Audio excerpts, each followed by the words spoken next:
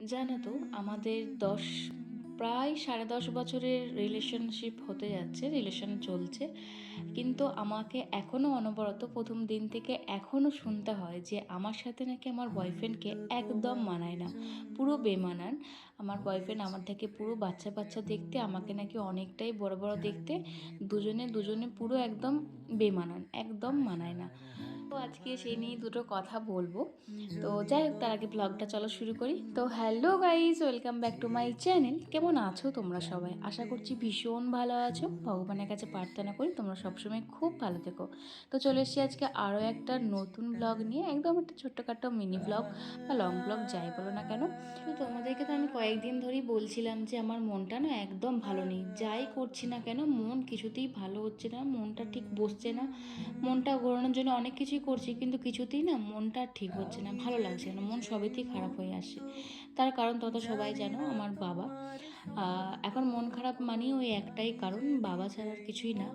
আর বাবা এই টাইমটাতে আগের বছর তোমরা সবাই জানো এরকম একটা বাজে সিচুয়েশন চলছিল, তো সেটা নিয়ে একটা আপসেটের মানে কারণ হয়েই আছে, কিছুই ভালো লাগছে না। তো সেই কারণে মিস্টার ভদ্রকেও বারবার বলছিলাম, যখনই ফোন করি না কেন ওই একটাই কথা বলি, ভাল লাগে না, ভাল লাগে না, ভাল লাগছে না।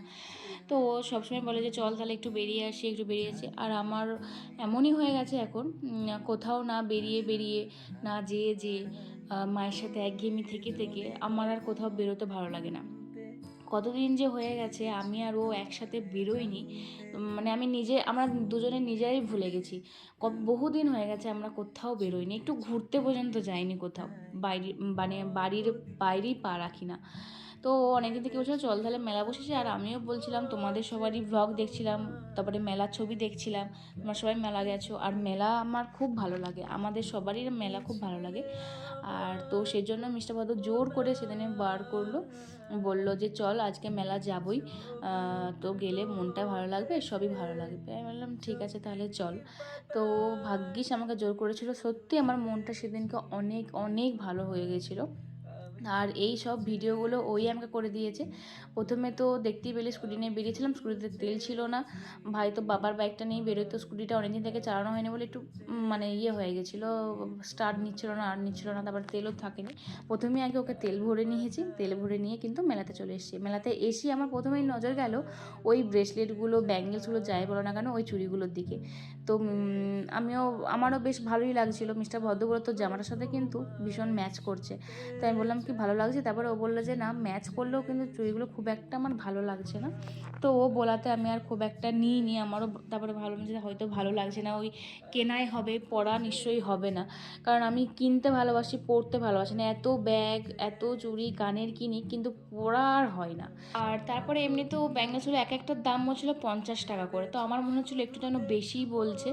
তো সেই কারণে ফালতু ফালতু আর নিলাম না। তারপরে ওখান থেকে চলে আসলাম, তারপরে আরও এটা সেটা করে দোকানে ঘুরছিলাম, দেখছিলাম। তারপরে আমার আবার ওই আংটি কানের এগুলোতে একটুখানি হলেও নেশা আছে, এই যে বললাম না পড়া হয় না, কিন্তু কিনতে খুব ভালোবাসি, সেজন্য কিনে নিয়েছি। তো মিস্টার ভদ্র ভিডিওগুলো করেছিল, তাও আমি বলেছিলাম যে ভালো করে দেখাবি, কিন্তু এখন এডিট করার সময় দেখছি খুব একটা ভালো করে বোঝা যাচ্ছে না কি কিনেছি না কিনেছি।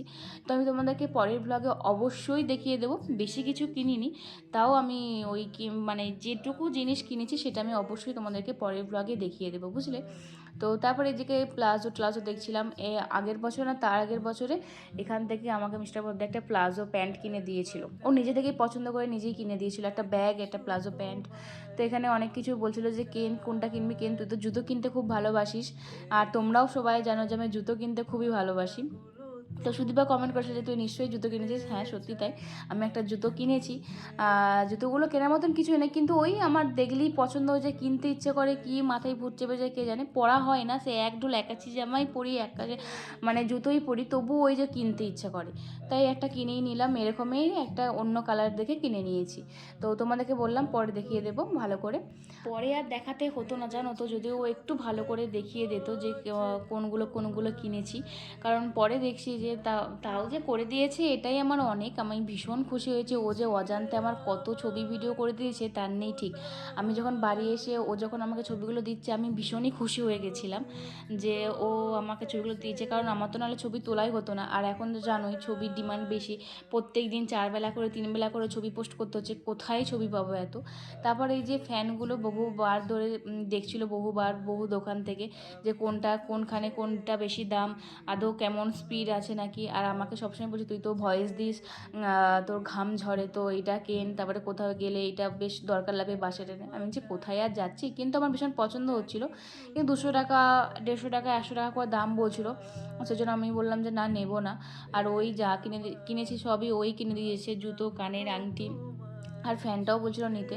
তো এইটার দাম 200 টাকা বলছিল, আর আগেরগুলোর দাম বলছিল 100 টাকা। তো আমি আর সেজন্য নিয়ে বললাম যে এখন তো, আমি জিজ্ঞেসও করলাম যে এখন মেলা কদিন থাকবে, বললো এখনও 1-1.5 মাস থাকবে। তাই আমি বললাম যে পরে আবার আসবো, দিদিরা যদি আসে তাহলে একসাথে আবার আসবো, তখন হয়তো কিনে নেব। তো তারপরে এখান থেকে মেলা টেলা ঘুরে আমরা বেরিয়ে পড়েছিলাম রয়্যালের উদ্দেশ্যে। বহু দিন, বললাম না তোমাদেরকে, বহু দিন হয়ে গেল আমরা কোথাও বেরোইনি, তো দুজনে কোনো টাইম স্পেন্ড করিনি, কত বহু দিন হয়ে গেছে। তাও আমাদেরকে অনেকে বলে, জানো তো, এখন মুখের সামনেই বলে, বন্ধু বান্ধব থেকে শুরু করে আদার্স লোকেরা, আত্মীয় স্বজনরা, নিজেদের লোকেরা মুখের সামনেই বলে যে আমার সাথে নাকি আমার বয়ফ্রেন্ডকে একদম মানায় না, পুরো বেমানান, একদম ভালো না দেখতে, আমার থেকে বাচ্চা বাচ্চা দেখতে, আমি অনেক বড় দেখতে, মানে পুরো একদম জাতা। তো এগুলো শুনে না, আগে যখন শুনতাম ভীষণই মন খারাপ করতাম, রাগ হতো, কান্না করতাম, ওর সাথে আমি ঝগড়া করতাম, ঝগড়া করে কথা বলা বন্ধ করে দিতাম, এসব করতাম। কিন্তু যত আস্তে আস্তে বড় হচ্ছি, বুঝতে শিখছি, তখন না এগুলোকে নিয়ে আমি আর মাথা ঘামাই না, অত মন খারাপও করি না। কারণ যত বড় হচ্ছি তখন এটাই বুঝছি যে দেখতে নিয়ে, এইসব নিয়ে না কিছুই হয় না। আমি মনে করি যে আমি ওর যোগ্য নই, কারণ ওর যা ট্যালেন্ট, ওর যা মানে ওর যা কোয়ালিফিকেশন, সেখানে আমার কিছুই নেই। আমি তো আমি পড়াশোনাতে খুবই গরু গাধা যাই বলো না, কারণ আমি একদমই ভালোবাসি না পড়াশোনাতে, আর ও সেখানে অনেকটাই। এগুলো যদিও বলার বিষয় নেই, তাও বলছি, মানে এগুলো তো গর্ব করার জিনিস, তাই গর্ব করতে ইচ্ছে করে মাঝে মাঝে। যাই হোক, তো সেরকম আর কি। আর দেখতে নিয়ে কি সব, আমার তো মনে হয় না দেখতে নিয়ে সব, পারফেক্ট নিয়ে সব, এগুলো দেখে কি হবে বলো তো। পার্মানেন্টটা বেশি জরুরি, ভালো থাকাটা, শান্তিটা বেশি প্রয়োজন আমার মনে হয়। আমি যেখানে ভালো থাকবো, শান্তিতে থাকবো, সুখে থাকবো, যাকে নিয়ে ভালো থাকবো, আমার মনে হয় তার কাছে থাকাটাই সব থেকে শ্রেয়। দেখতে সুন্দর, টাকা, বাড়ি, এইসব গাড়ি সবই সবার প্রয়োজন, কিন্তু দিন শেষে দেখবে ভালো থাকাটাই কিন্তু বেশি মানুষের প্রয়োজন। আর যেটা আমি এখন অবশ্যই ভালো আছি, আর আস্তে আস্তে সব কিছু হয়ে যাবে। দেখতে নিয়ে এটাই সব নয়, ভালো থাকাটাই মেন। একটা কথা, মানে ও তোমাদের চোখে কি কেমন আমি জানি না, কিন্তু ও আমার চোখে সবার থেকে সেরা, সবার থেকে সুন্দর। আর আমি কোনটা সুন্দর যে ওর সাথে আমাকে মানাবে না, বা এই আমি বুড়ি বুড়ি দেখতে, বড় বড় দেখতে পাচ্ছি, তোমরা জাজ করো আর কি, তোমরা কি বিচারো, তোমাদেরকে কি আমরা জিজ্ঞেস করেছি যে তোমাদের এত মাথা ব্যথা কিসের, যেখানে আমি এত ভালো আছি। তোমাদের নিয়ে তো কোনো দরকার নেই, তোমরা তোমাদের বয়ফ্রেন্ড নিয়ে, হ্যান্ডসাম বরদের নিয়ে, বয়ফ্রেন্ডদের নিয়ে থাকোই না। আমি আমার হাঁদাগোবা বাচ্চা বয়ফ্রেন্ডকে নিয়ে ভালো আছি, আর ও একটা বুড়িদের মতন দেখতে গার্লফ্রেন্ডকে নিয়ে দিব্যি ভালো আছে। ও আমার যে ছোট ছোট জিনিসগুলো পূর্ণ করে, ও আমাকে যা বোঝে, আমার মনে হয় না আদার্স কেউ বোঝে। আমি আজকে একটা কথা বলছি, আমার যে বাবা মারা গেছে, আমার বাবা যে চলে গেছে, ওই যে এত বড় ধাক্কাটা আমি সামলাতে পেরেছি শুধুমাত্র এই মানুষটার জন্য। এই মানুষটা যদি না থাকতো আমি আরোই ভেঙে পড়তাম, আমি এই একটা বছরে উঠে দাঁড়াতে পারতাম না আমার মনে হয়। তো যাই হোক, এটাই বলার যে আমি তো ভালো আছি, তোমরাও তোমাদের বয়ফ্রেন্ডদের গার্লফ্রেন্ডদের নিয়ে ভালো থাকো প্লিজ। পেছনে লেগে মানুষকে খোঁচা দিয়ে কথা বলাটা বন্ধ করো। তো যাই হোক, এসব কথা বলতে বলতে আমাদের খাওয়া দাওয়াই কমপ্লিট হয়ে গেছিলো। আমরা নিয়েছিলাম চিকেন ললিপপ, আর নিয়েছিলাম বাটার নান, চিকেন কোরমা। তো খুবই ভালো কাটালাম সন্ধ্যাটা দুজনে মিলে, অনেক দিন পরে একটা শান্তির সন্ধ্যা কাটালাম। তো ভিডিওটা কেমন লাগলো সেটা অবশ্যই জানিও, ভালো লাগলো অবশ্যই লাইক কমেন্ট শেয়ার করতে একদম ভুলবে না। আমার সাথে যদি সহমত হয়ে থাকে অবশ্যই কমেন্টে জানিও। বাই।